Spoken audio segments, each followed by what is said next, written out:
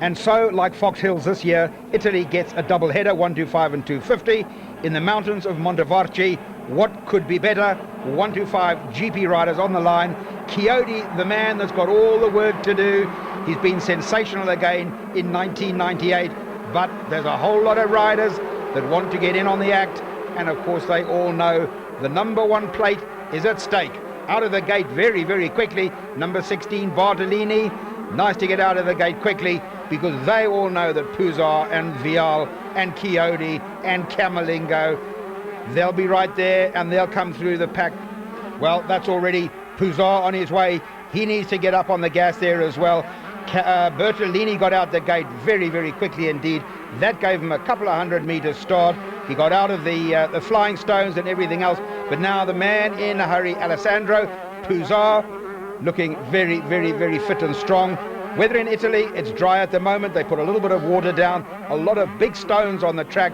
So if you get a face full of that, you'll know all about it. The track a lot rougher than it actually looks to be on the TV screen. You can see they just float over the top of those ripples. Now it's time for PUZAR to start making a move. Bertolini's not going to give that away. He got out the gate fast and he's under pressure. He goes to the inside, but it's all over. It's PUZAR that's gone to the front. So PUZAR comes to the front. They're still side by side. There's all sorts of flags out at the moment. PUZAR needs to just get himself back into a sensible rhythm now. He got up onto Bartolini very, very quickly, made a good move. Bartolini stayed with him just for a couple of corners, and then PUZAR said, I've got to get moving. I can't hang around here for too long, because he knows the little man CHIODI will be behind him. That's Luigi Sagai. He's certainly on the gas here today in Italy. Ideal conditions for all the riders. The track very, very well prepared indeed.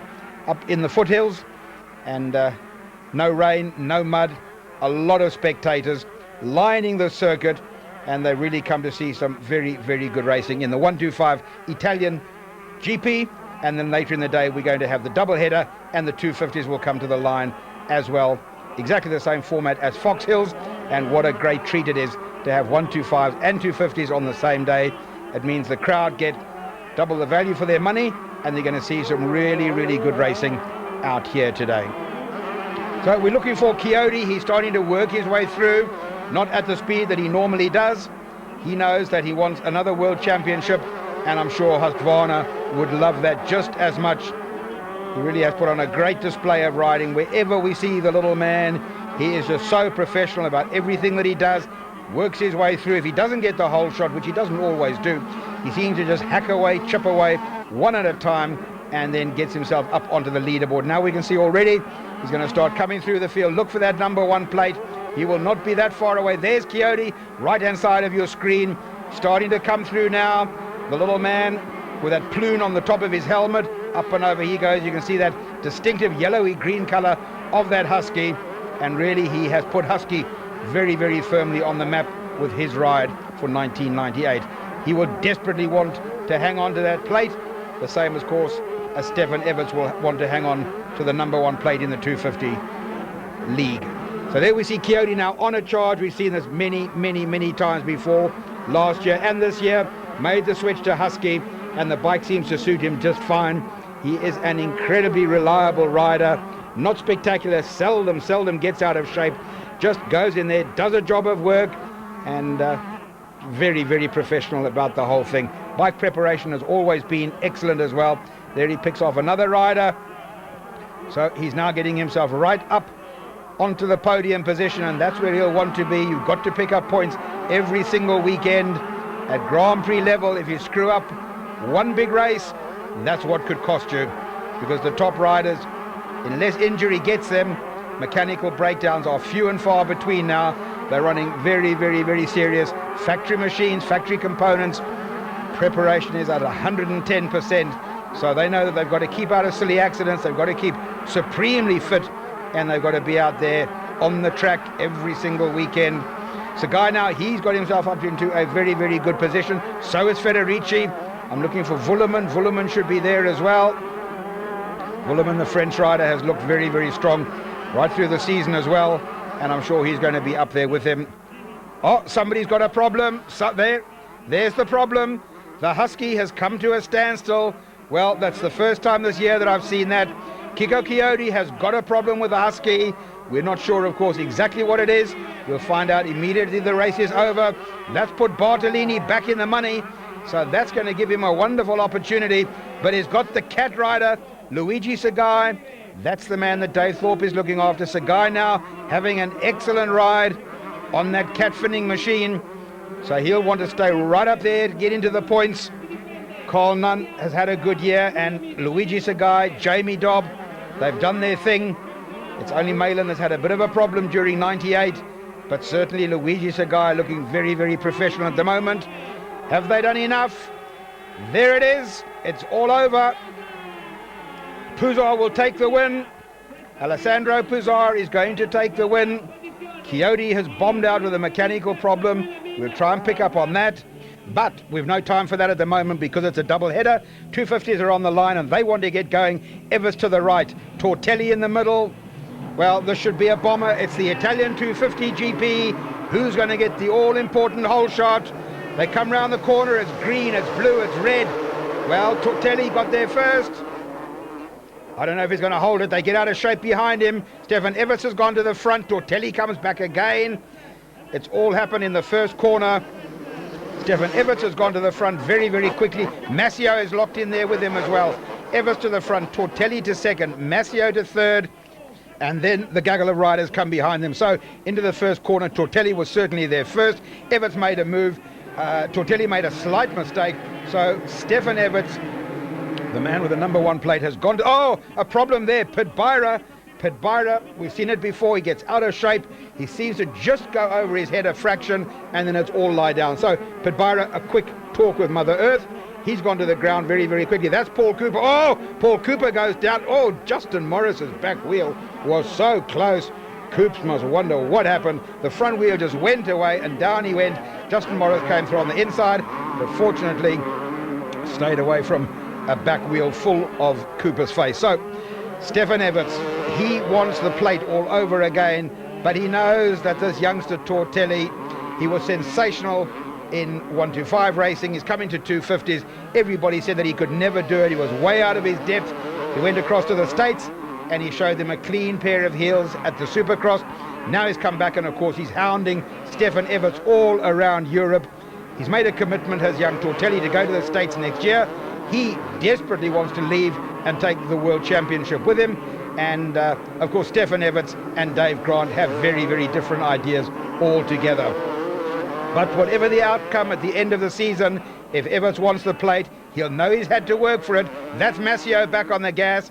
So he's got on the gas again very, very quickly. I think that's Yves de Maria that's bombed it inside him. So those two are now having themselves a good race as well. Pitbyra is the man that always looks strong to me.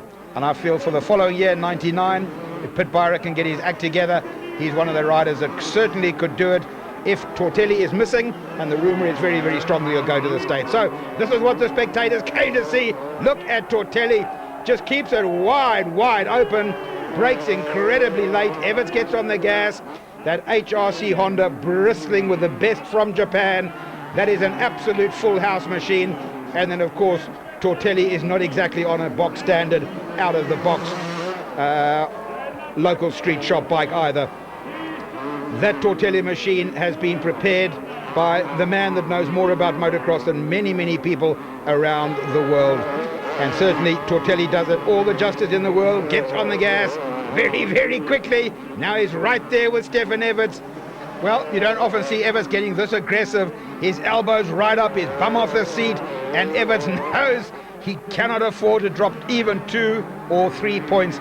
This year could well go to the wire, and it could just be a couple of points that differentiates between these two riders. Tortelli has been sensational all year. He hasn't had the silly accidents that he had in 1997. He knows that he can pull off a world championship point. Kawasaki would desperately like it. They've been robbed many, many times before. Stefan Everts on a Honda is a hard, hard man to beat. His preparation is superb. Psychologically, he just knows exactly what to do. Doesn't get phased out by much at all. And of course, he has the best management in the business. So, Stefan Everts looking to slot up for some more very, very valuable points. Tortelli hounding and harassing him all the way around the circuit. Tortelli has made a mistake, and that's cost him. He's had to drop back quite a long way. So Everts with a couple of 100 meters lead now. Looks as if he's reasonably safe in Heat 1, but there's plenty of races still to come. And of course, Heat 2 here today in the mountains of Italy. Well, Tortelli really looking very, very good indeed. Oxbow have supported him well through the year, so have Kawasaki, and of course Jan de Groot, that giant man in stature and of mind from Holland, who has done so much work for Tortelli and for this Kawasaki race bike. The preparation really is the best that you can get. Tortelli gives it 110% at every single race meeting, and he and Jan de Groot have really seemed to have made a very, very good partnership, and it's working well. Well, I wonder if he can be repaid with a world championship at the end of all this. The man that he's got to beat, Stefan Everts, well, there's plenty of men in between. Pit Byra always putting on a great, great show as well. That's one of the men to beat. Marnie Befoot's often the bridesmaid, but never the bride. Marnie Befoot's very, very good on a good day, but Pit Byra, to me, is just getting better and better every single weekend. And I think after the Supercross at the end of the season this year, we're going to see Pit Byra come up with some very, very trick riding in 1999. Tortelli will have gone. He'll be in the States, and it'll be down to Everts, Bolli, De Maria, and I think Pit Byra for the following year. Well, has he done enough here in Italy today? Once he starts showboating, you know that Everts has got it in the bag. He doesn't showboat easily, but there's the checkered flag. Another win for the Belgian world champion, Stefan Everts and Honda. Well, there goes a pretty expensive pair of goggles. The fans will be thrilled. The tricolour, Tortelli, Oxbow Kawasaki into second. He's had a great day's racing, and he's got it all to do again. But let's get down to the line. Back to the 125's. Round 2. We still don't know what happened to CHIODI, but he's back on the line, and he wants to come out smoking now. Out they go very, very quickly. Looked as if De Passia got himself a very, very good start there as well. We'll look for the lime green, yellow, kind of strange colour of the Husky, but it's not there yet. Well, that's De Passia that goes to the front very, very quickly. Who is going to go through with him? PUZAR. So PUZAR and De Passia got a very, very good start. CHIODI knows that he's had to drop a heat, so he'll want to come back and try and get this one. CHIODI can certainly pull off a world championship in 1998, and that would be great news for him, for Italy, and of course for the Husky factory. But first of all, he's got to get through Heat 2 here in Italy today, and that's going to give him some work to do. The flags are up and waving, but it's Alessandro PUZAR that's gone to the front very, very quickly indeed. So PUZAR, PUZAR getting a little out of shape. It seems to be sod's law that in your home Grand Prix, it's so difficult to perform. We've seen Everts in Belgium, Tortelli in France, Malin in England. It really is hard to come up with the goods in front of your home crowd. Every one of the spectators want Kiko CHIODI. Listen to the horns. Listen to the Italian announcers, commentators as well. They want CHIODI to come through, but at the moment there's just Yamahas all over the circuit, and they want to get that Husky right up in front. Well, they want to play Dodgem cars as well. That's Wullerman. That is the sensation to me of 1998. Wullerman has just been so strong. Wullerman now goes to the front, riding out of France for Yamaha. His preparation, his pits, everything about that youngster are just outstanding. Him and Carl Nunn have had a couple of great rides this year, and there is just nothing to separate them. Wullerman on a charge is something to behold. He seems to get stronger and stronger as the race progresses, and so does CHIODI. Well, that will get the fans on their feet. The number 1 plate is moving up, slowly but surely. He can hardly touch the ground, his legs are so short, but they're long enough to get him up onto the podium, and he's always got that incredible smile. One of the most popular riders on the Grand Prix scene, rides for his country, rides for Husky, and of course he rides with a lot of passion. We've seen him almost in tears when he's made a mistake or something's gone wrong. He's incredibly emotional about the sport. He really does take it very, very seriously indeed. He likes to be up front, no showboating. He's a bit like Stefan Everts. He likes to get the job done. He's an absolute professional. Look at the way the rider to the left just looks across and says, what is this? I don't believe it's CHIODI coming through. He better keep looking because he's got PUZAR any second as well. and that's enough to distract you for quite a long time. So Vuillemin still looking good. These are valuable points for him. Vuillemin on a big charge at the moment, but CHIODI, look at that double, right up and over they go. CHIODI in exceptional form in Heat 2.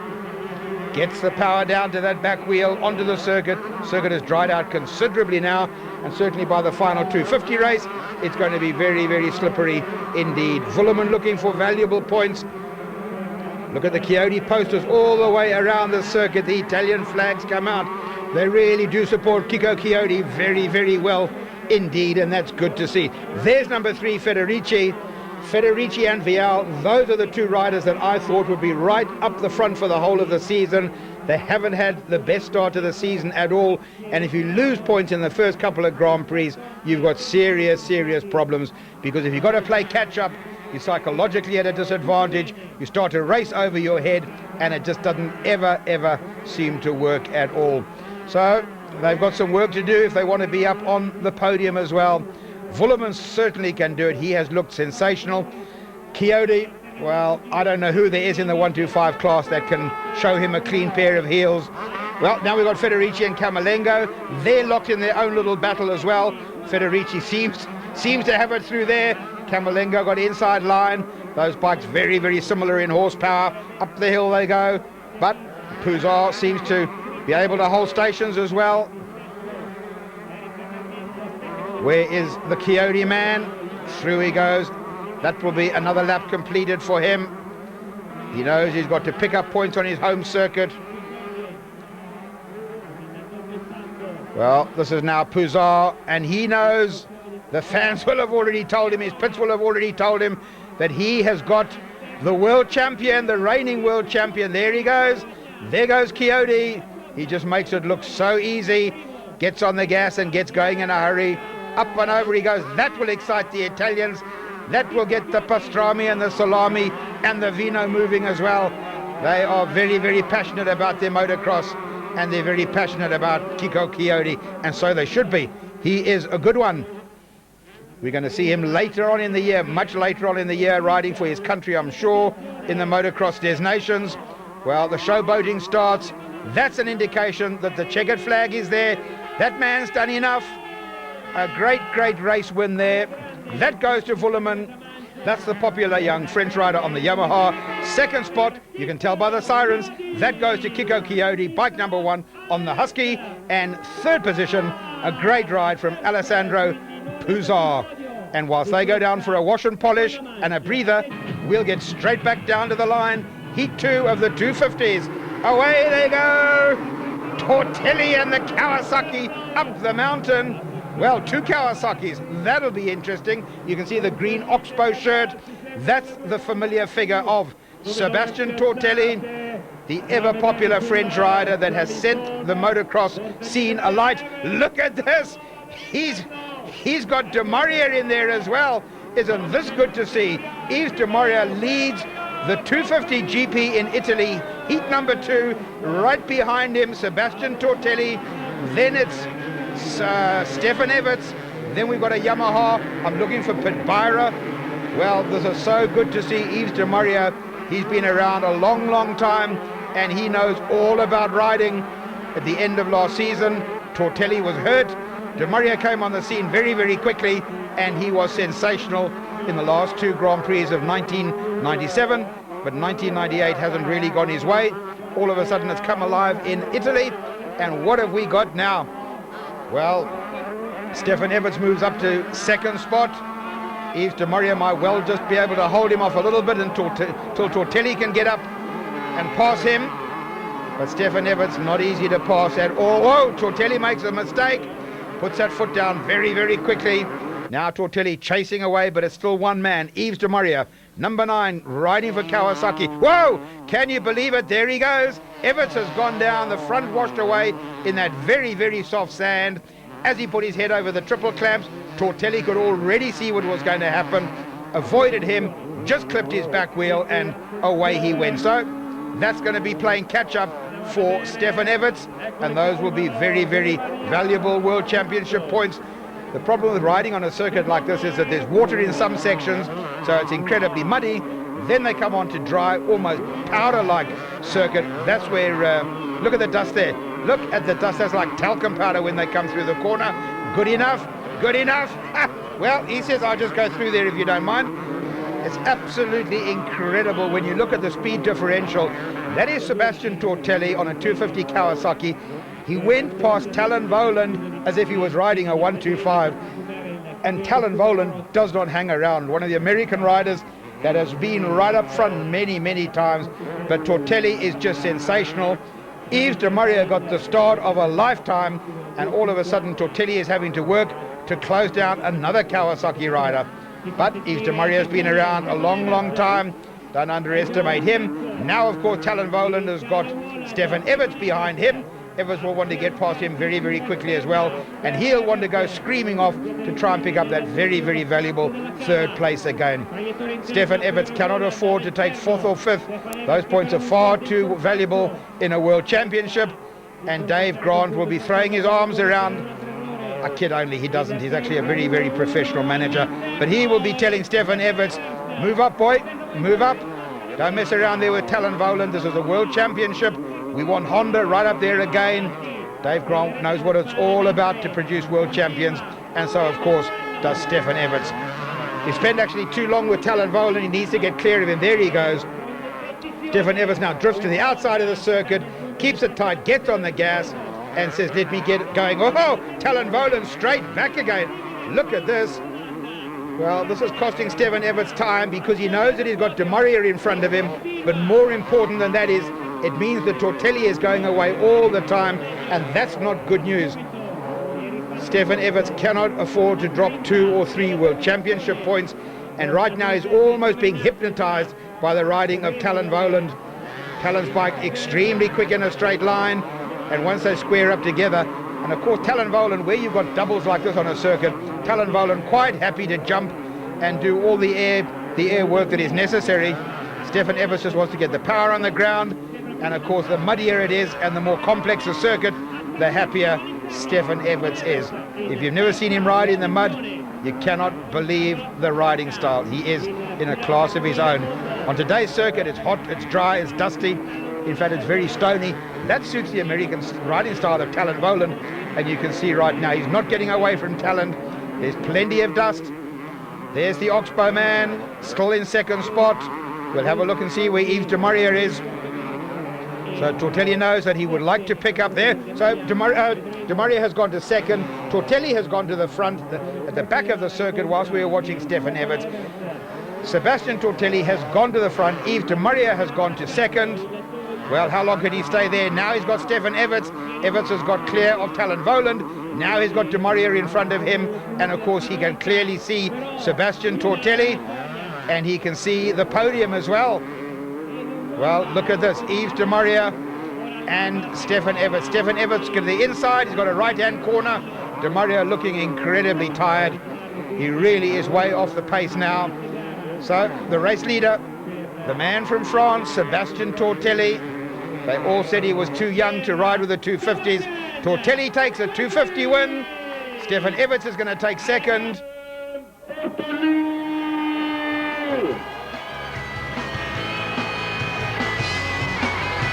Gracias,